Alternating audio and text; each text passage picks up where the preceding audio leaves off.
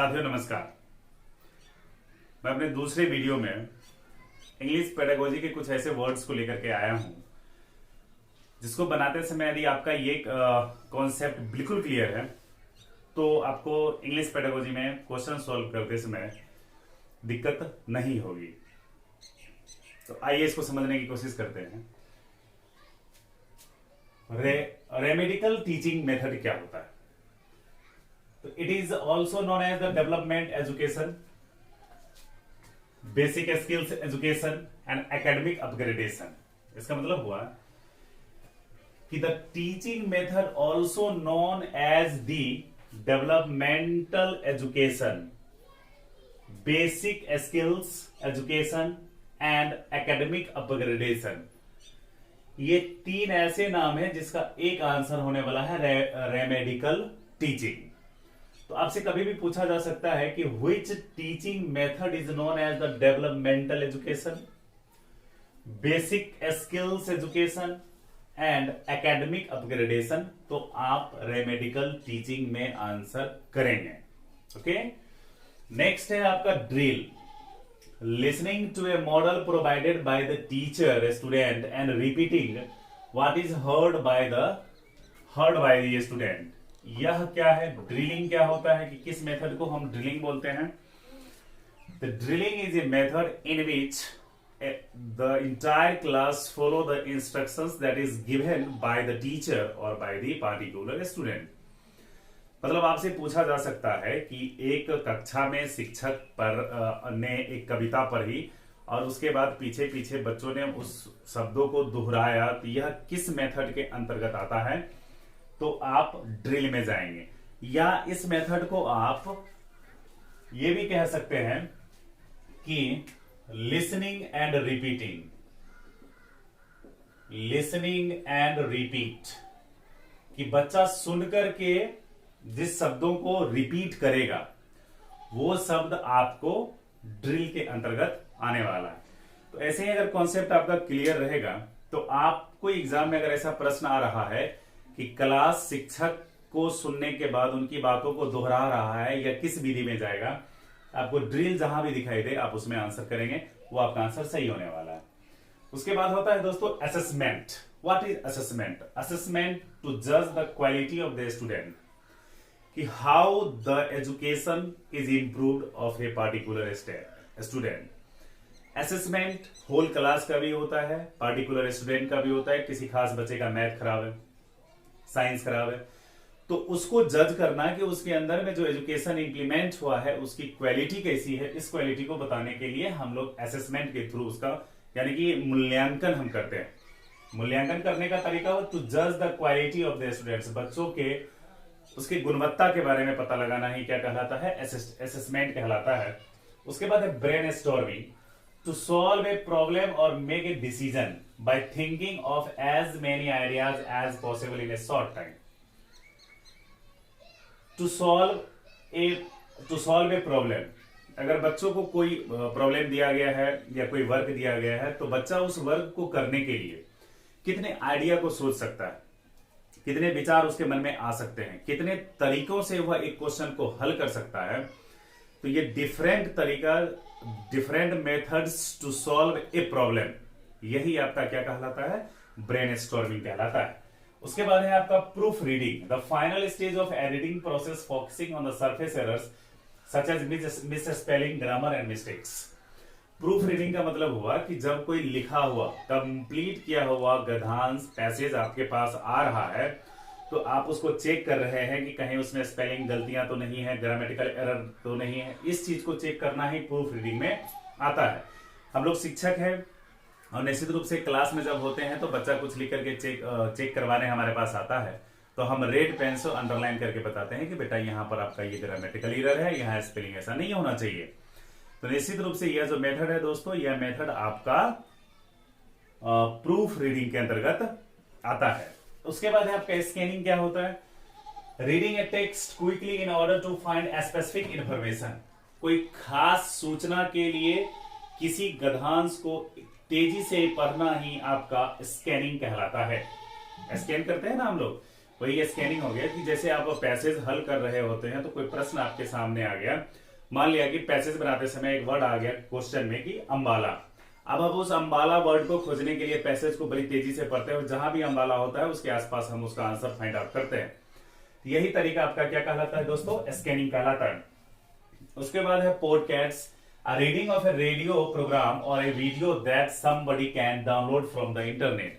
ये पका पकाया हुआ मटेरियल होता है जहां इंटरनेट से बच्चे क्या करते हैं, उसको डाउनलोड करके उसको बार बार देखते रहते हैं, पॉज करके फिर उसको प्ले करके देखते रहते हैं, वहां से जानकारी एकत्र करते हैं। तो ये पॉडकास्ट जो है a reading of the radio programme और ए वीडियो है, यह एक प्रकार का प्रोग्रामिंग है जहां से चाहे या ऑडियो मोड में हो या फिर वीडियो मोड में हो, वहां से बच्चा इसको डाउनलोड करेगा, डाउनलोड करने के बाद इसको देखेगा और सीखेगा। उसके बाद होता है visual teaching learning material. Visual teaching learning material क्या होता है, to encourage learning and make it easy to understand. सीखने की क्षमता को बढ़ाना और बच्चे के मानसिक स्तर पे बहुत ज्यादा प्रेशर नहीं आना, उसको हम मॉडल के थ्रू, चार्ट के थ्रू, फिल्म स्ट्रिप के थ्रू या फिर मैप के थ्रू जब हम समझाएंगे या पढ़ाएंगे तो वो बातें उस बच्चे के दिमाग में इजी तरीके से असेंबल हो पाती है। इस तरह से अक्सर एग्जाम में आपसे पूछ भी लेगा कि कक्षा को पढ़ाते समय, जलवायु को पढ़ाते समय एक शिक्षक ने राजस्थान की जलवायु के बारे में बताना शुरू किया। इसमें यह बताने के लिए वो एक मैप का सहारा ले रहे हैं कि मैप में राजस्थान कहां है। इस चीज को बताने के लिए जिस मेथड का वो उपयोग कर रहे हैं वो आपका विजुअल टीचिंग लर्निंग मेथड होता है, जिसमें बच्चा सामने में उस चीज को देख भी पाता है। जैसे अगर हम मैप में बच्चे को किसी को बता रहे हैं या ग्लोब में बता रहे हैं तो ग्लोब हमारे सामने होता है, हम उसको ऐसे स्क्रॉल करके बच्चों को बताते हैं कि बेटा देखो ये है, यहाँ पर ये चीज ठंडी है, यहाँ गर्मी है, ये इक्वेटर हुआ, ये आपका जो है लैटिट्यूड हुआ, लॉन्गिट्यूड हुआ। तो ये सब चीज जो बच्चा अपने आंख के सामने देख सकता है, उसको छू सकता है और समझ भी सकता है, तो वो आपका आ जाएगा किसमें, विजुअल टीचिंग लर्निंग मटेरियल में आएगा। उसके बाद है पॉलीगॉट्स, समवन हु कैन स्पीक और राइट मेनी लैंग्वेजेस। कोई आदमी जो एक से अधिक भाषाओं को लिख सकता है या बोल सकता है, वो पॉलीगॉट्स कहलाएंगे। स्कीमिंग क्या होता है, एक टीचिंग मेथड है use to find the main general idea in a text.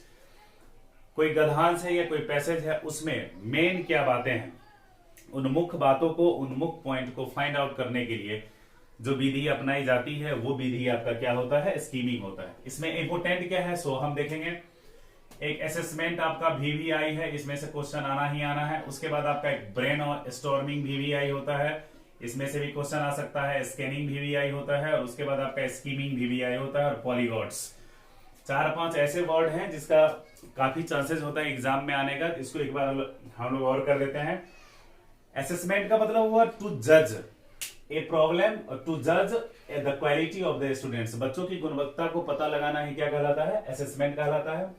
उसके बाद हो गया आपका ब्रेन स्टॉर्मिंग में हो गया टू सॉल्व ए प्रॉब्लम और make a decision by the thinking. सोच करके बच्चा जितने अधिक से अधिक तरीकों से वह किसी समस्या से दूर अपने आप को रख सकता है, वो ब्रेन स्टॉर्मिंग में आता है। स्कैनिंग हो गया किसी टेक्स्ट को बड़ी तेजी से पढ़ना, बहुत तेजी से पढ़ना किसी टेक्स्ट को, वो स्कैनिंग के अंदर आता है। और स्कीमिंग का मतलब हो गया किसी पार्टिकुलर चीज का पता लगाने के लिए जब हम किसी चीज को पढ़ते हैं तो वो आपका स्कीमिंग हो गया। पॉलीगॉट्स ऐसे व्यक्ति को कहा जाता है जो एक से अधिक भाषाओं को लिख सकता है या बोल सकता है।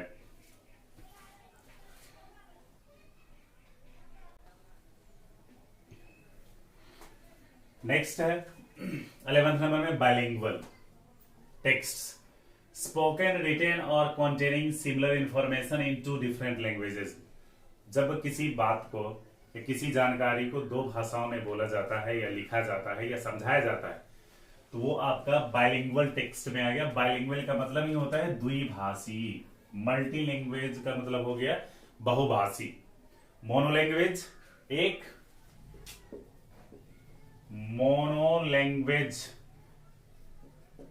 एक लैंग्वेज, चाहे आप हिंदी बोलिए, इंग्लिश बोलिए, संस्कृत में बात कीजिए, तमिल, तेलुगु, कन्नड़, उड़िया, जो भी बात करना है। मोनोलैंग्वेज एक लैंग्वेज। स्पेशली इसको मदर टंग के रूप में ज्यादा प्रमोट किया जाता है। मोनोलैंग्वेज दूसरा है आपका बायलिंगुअल। बायलिंगुअल मतलब हो गया आपका 2 लैंग्वेजेस, 2 भाषा। तीसरा हो गया मल्टी लैंग्वेजेस। मल्टी लैंग्वेजेस में आपका हो गया मोर देन 2 लैंग्वेजेस। 2 लैंग्वेज से ज्यादा बोलना लिखना आपका मल्टी लैंग्वेज में आ जाता है। आप इसको भी याद रखेंगे। तो लर्निंग में आपका एक एक्सटेंसिव लर्निंग है, एक इंटेंसिव लर्निंग है। इसको हमको समझना है कि भाई एक्सटेंसिव किसको बोलेंगे और इंटेंसिव किसको बोलेंगे। मैंने यहाँ पर नोट्स बना दिए हैं। अगर आप ये नोट्स याद रहेगा, मेरा वीडियो देखने के बाद अगर आप एग्जाम देने के लिए जाइएगा तो निश्चित रूप से ये क्वेश्चन आना ही आना है, जो आपको प्रमोट करेगा आंसर करने में। एक्सटेंसिव लर्निंग में हो गया कि an approach to language learning. दूसरा है आपका लॉन्ग टेक्स्ट होता है इसमें। तीसरा है कि लार्ज अमाउंट ऑफ लर्निंग है। चौथा है जनरल अंडरस्टैंडिंग। पांचवा सप्लीमेंट्री है। छठवां फॉर प्लेजर, नॉवेल मैगजीन। इसके एग्जाम्पल हो गए material is selected by the individual. इसका मतलब हुआ कि an approach to the language learning, आप एक्सटेंसिव लर्निंग के थ्रू किसी भाषा को सीखने की कोशिश कर रहे हैं, आप उसके बारे में जानना चाह रहे हैं। लॉन्ग टेक्स्ट लंबी लिखावटें होती है। इसका मतलब है इसकी कहानी, कविता, काफी बड़ी बड़ी कहानियां होती हैं, पढ़ने में वक्त लगता है, समय लगता है। उसके बाद हो गया आपका लॉन्ग टेक्स्ट हो गया। लार्ज अमाउंट ऑफ लर्निंग, पढ़ने के लिए बहुत कुछ होता है। बहुत कुछ होता है कि मतलब क्या होगा कि बड़ी कहानियां हैं तो वक्त लगेगा पढ़ने में। जनरल अंडरस्टैंडिंग, इसको हम मजे के लिए पढ़ते हैं, ज्यादा सीरियस होकर के नहीं पढ़ना है भाई इसमें से प्रश्न आना ही आना है कि नहीं, हम अपने प्लेजर के लिए, हम अपने शौक के लिए पढ़ते हैं। ये सप्लीमेंट्री है, प्राइमरी नहीं है। फॉर प्लेजर, हम इसको आनंद के लिए पढ़ते हैं, या फिल्म की कहानी, मैगजीन या जो भी कुछ पढ़ना होता है हमको पढ़ते हैं। आपसे पूछा जाएगा कि भाई नॉवेल और मैगजीन किसके अंतर्गत में से आ सकता है, कि नॉवेल और मैगजीन आपका लर्निंग के किस पार्ट में है, एक्सटेंसिव में है कि इंटेंसिव में है। तो नॉवेल और मैगजीन बड़ी बड़ी कहानियां होती है, इसमें लंबे लंबे आर्टिकल्स होते हैं। तो और यहाँ पर लिखा हुआ है लॉन्ग टेक्स्ट, इसका मतलब है ये नॉवेल और मैगजीन वापस किस में जा रहा है भाई, ये आपका एक्सटेंसिव मोड में जा रहा है। उसके बाद है material is selected by the individuals. इसका मतलब हुआ कि आपको क्या पढ़ना है, कौन सा पेज पढ़ना है, और या फिर उस नॉवेल के किस पार्ट को आपको पढ़ना है, ये आप स्वयं तय करेंगे। पढ़ने वाला ये reader can select the material that is selected by the individuals. ये एक्सटेंसिव में है। अच्छा, इसमें से क्वेश्चन की संभावनाएं कैसी होती है, कहां से क्वेश्चन बन सकता है। तो आपसे पूछा जा सकता है कि फॉर प्लेजर, आप खुशी के लिए या फिर ऐसे टाइम पास करने के लिए हम किस लर्निंग का प्रयोग करते हैं, तो एक्सटेंसिव लर्निंग का प्रयोग करते हैं, जिसमें हम नॉवेल पढ़ते हैं, मैगजीन पढ़ते हैं। जनरल अंडरस्टैंडिंग, सामान्य जानकारी के लिए या सामान्य तौर पे जो हम पढ़ते हैं किसी लिखावट को, तो एक्सटेंसिव में आ गया। लॉन्ग टेक्स्ट किसका होता है, तो एक्सटेंसिव का होता है। इंटेंसिव की अगर हम बात करें तो रीडिंग शॉर्ट टेक्स्ट केयरफुली, एक छोटी कहानी, लघु कहानी होती है, इसको हम लोग बड़ी सावधानी से पढ़ते हैं। एक्सटेंसिव से ज्यादा इंपोर्टेंट आपका इंटेंसिव होता है, इसमें से क्वेश्चन बनने की संभावनाएं बहुत ज्यादा होती है। कंप्रीहेंसिव टाइप का होता है, आप भी जब बनाते होंगे पेडागोजी तो उसमें पैसेज आपको दिया जाता है। शॉर्ट होता है, पैसेज है तो शॉर्ट है। अगला टर्म देखिएगा, इसमें लिखा हुआ रहेगा कि आपका शॉर्ट टेक्स्ट केयरफुली, की छोटी कहानियां होती है उसको हम बड़ी सावधानी से पढ़ते हैं क्योंकि इसमें से प्रश्न आने वाला होता है। इसका लिटरल मीनिंग होता है, शाब्दिक एक विशेष अर्थ होता है। टेक्स्ट बुक मीनिंग हो गया इसका, किताब की कुछ भाषाएं इसमें आती है, या हो सकता है किताब में छपी हुई किसी कहानी या किसी कविता को उठा करके दे दे, उसमें से कुछ क्वेश्चन पूछ ले। रिपीटेड रीडिंग, रिपीटेड रीडिंग यहाँ पर हम लिखेंगे, मीनिंग लिखा गया है। रिपीटेड रीडिंग का मतलब हुआ कि उसको हम बार बार पढ़ते हैं उस प्रश्न को सॉल्व करने के लिए, उसका आंसर निकालने के लिए। यूज ऑफ डिक्शनरी, कुछ ऐसे भी वर्ड होते हैं, क्लिष्ट वर्ड होते हैं, जिसको समझने के लिए हमको डिक्शनरी का सहारा लेना पड़ता है। और जब हम इस एक्सटेंसिव मेथड्स को अप्लाई करते हैं तो उसमें हमारा रीडिंग स्किल्स बढ़ता है, वोकैब्स हमारे पास बढ़ते हैं, उसके बाद ग्रामर मेथड को हम सीखते हैं। तो ये एक्सटेंसिव से ज्यादा इंपॉर्टेंट आपका इंटेंसिव होता है। इसमें से बहुत सारी क्वेश्चन निकल सकते हैं, जैसे किस लर्निंग मेथड में आप शॉर्ट टेक्स्ट को केयरफुली रीड कर पा रहे हैं, इंटेंसिव। आपका जो है लिटरल मीनिंग कौन दे रहा है, इंटेंसिव दे रहा है। रिपीटेड रीडिंग, बार बार हम किसी टेक्स्ट को पढ़ रहे हैं तो फाइंड आउट द सॉल्यूशन, किसी हल को पता करने के लिए हम जो बार बार पढ़ रहे हैं वो आपका किस में आ जाएगा, इंटेंसिव में आ जाएगा। यूज ऑफ डिक्शनरी, किस लर्निंग मेथड में हमको डिक्शनरी का सहारा लेना पड़ता है शब्दों का अर्थ निकालने के लिए, तो इंटेंसिव हो गया। उसके बाद मेथड जिससे हमारे पास रीडिंग स्किल डेवलपमेंट होता है, वोकैब्स हमारे पास आते हैं, हम उसको सीख पाते हैं, और ग्रामेटिकल मेथड्स को भी हम सीख पाते हैं, तो ये आपका इंटेंसिव मेथड में आता है।